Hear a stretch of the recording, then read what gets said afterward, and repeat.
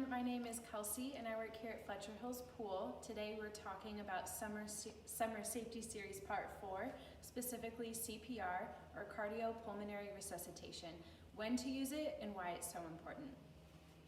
So we would do CPR for someone who has experienced cardiac arrest, which means that they don't have a pulse and they're no longer breathing. When we do CPR, we're doing compressions on the chest, which allows for blood flow and oxygen to the brain and other vital organs in the body. So let's say we find a person unresponsive. The first thing that we need to do is call 911 because you want emergency personnel on their way as you're assessing and doing CPR on this person. So let's say we find this person here, we're tapping them, shake and shout, they're not responding. If you can't call 911 and someone else nearby can, have that person do that and have them come right back so you know that emergency personnel are on their way. And so one thing we're going to do is tilt their airway back because breathing with your chin down can be really difficult. So we tilt the chin back, open up the airway, we'll lean over the person's face and check for signs of breathing. So you'll be listening for breath on your ear, looking at their chest rising, or listening for a sound of a shallow breath. And if you hear no signs of breathing and you check their pulse here or in other places on the body for an infant, that will show you later, and there's no pulse, then you'll want to start CPR right away. So for an adult, you would do 30 compressions with 2 breaths. And a compression looks like this. You lock your fingers, one hand on top of the other, and you're using this kind of bonier part of your hand and wrist. Go right here on the person's sternum, so in between their chest, and you're pressing down fairly hard.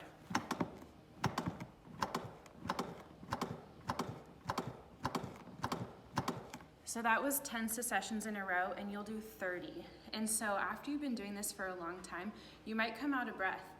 It's really important that emergency personnel have been called. We can't stress this enough because doing CPR is a tiring task. So if you're doing breaths and compressions, you'll do 30 of what I just did. I just did 10. And then you'll kind of move over here, make sure that chin is up. For an adult, if you don't have a mask to put over their entire face, what you can do is pinch their nose so that the air doesn't escape from their nose. Pinch the nose and give 2 breaths. And then go immediately back into compressions. We've been taught that to keep count in your head or keep a rhythm is really important because you want to make sure you're doing 30. And if you don't do the 2 breaths here, you'll want to do continuous compressions, which again can be tiring. So you want to make sure that people are on their way, or maybe someone else who's CPR certified can step in and help and take over when you become exhausted. So here's a few more details about what your body position should be like when you're giving compressions. You want your knees to be about shoulder length apart and you're really close to the person. And then when you have your hand over hand and doing compressions, you want your shoulders to be kind of above the victim and then your arms are locked. You don't want to have bent elbows because it's not going to give you enough force to make a full compression. So see how my arms are locked, my legs are bent, I'm leaning over, and my face is directly above my hands.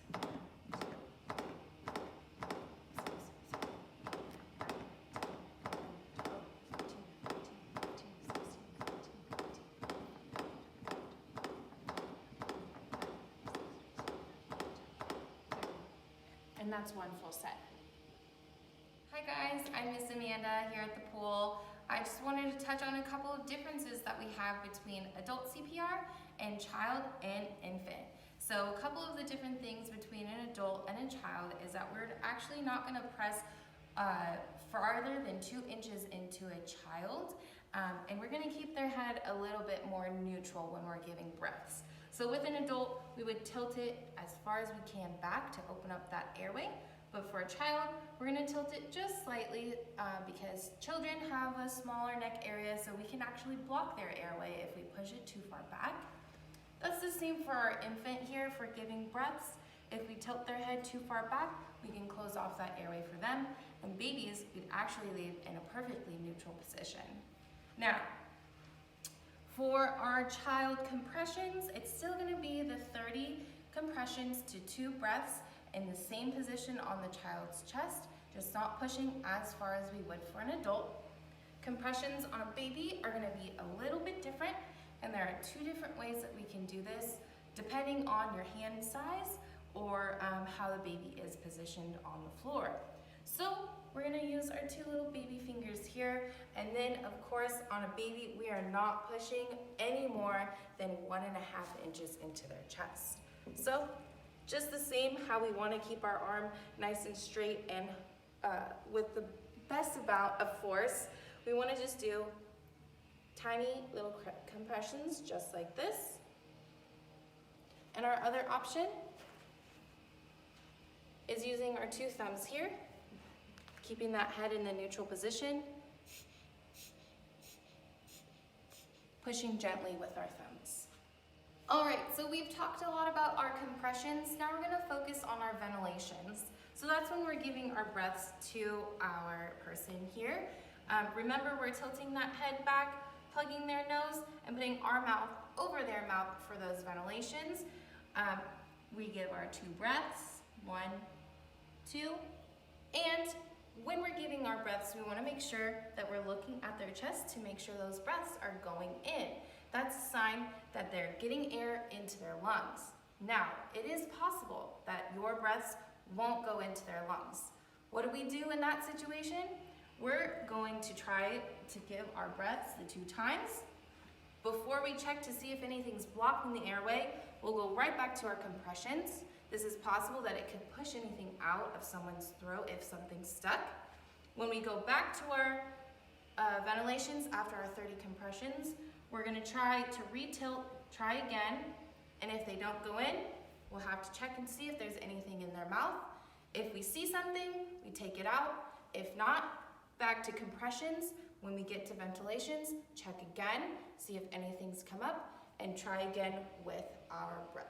All right, guys, so those are our basics for our compressions and ventilations of CPR. We want to mention the 4 reasons why you would stop doing CPR. One is we called 911, and if 911 shows up and we can stop and they can take over, that's a perfect time for you to take a break and let them do their job. The second option is if someone else who's around knows how to do CPR or ventilations, they can also have you take a break and they can take over. It's a lot easier that way. That way we're not getting too tired if it is a longer time for response from 911. The third option is going to be if I'm so tired and I cannot continue, it's been such a long time, and I'm also feeling like I'm gonna be in trouble, we're gonna stop and rest and maybe get back to it if we can. The last reason and the best of all reason that we like to say is they start breathing on their own. They've come to and they're kind of opening their eyes and seeing what's going on. It is possible that they could go back into cardiac arrest and their heart could stop again. So we want to make sure that we stay with our person until they have the correct medical care and someone else can take over and get them the help that they need. So now we're going to talk about AED, an automated external defibrillator, which are posted and available in any place that has a pool or rec center or things like that.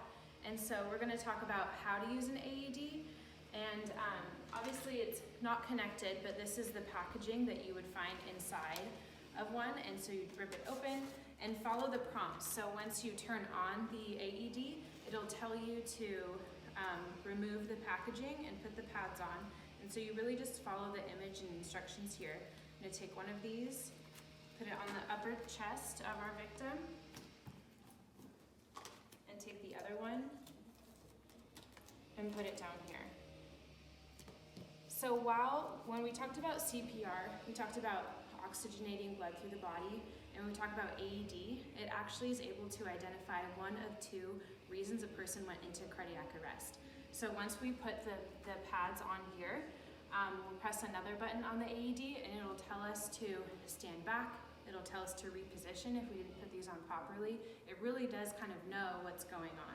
So once the pads are on and we press the particular button that it prompts us to do so, it'll say stand back, initiating shock. We don't want to be touching the person while the shock is initiated because it can travel through our skin and into our own body, and it's only meant for the person that's undergoing cardiac arrest. So once the shock is initiated, it might prompt us that it's going to give another shock. It might need to reassess, or you might need to reposition the person. It'll let you know what to do next. All right, so this is our AED that we have here at our rec center and pool. It's in this box here that has a light and an alarm on it. It is very, very loud when you open this. It's to notify everyone that in the facility that an emergency is happening. So inside here we have our AED. It's placed in there and you can take that out and you take it over to the person who is in cardiac arrest. And like Kelsey said, it would prompt you through the steps of how to use the AED on your person. These can be found absolutely everywhere. Next time you go to the mall or to Disneyland, be aware of a sign that might say AED, and you can see exactly where boxes just like this are all over public places. Thank you guys for joining us for part 4 of our summer safety series. We just want to mention that we covered our CPR and AED procedures today. This is an emergency procedure only, so please remember, do not use any of these techniques on someone who is breathing or has a pulse.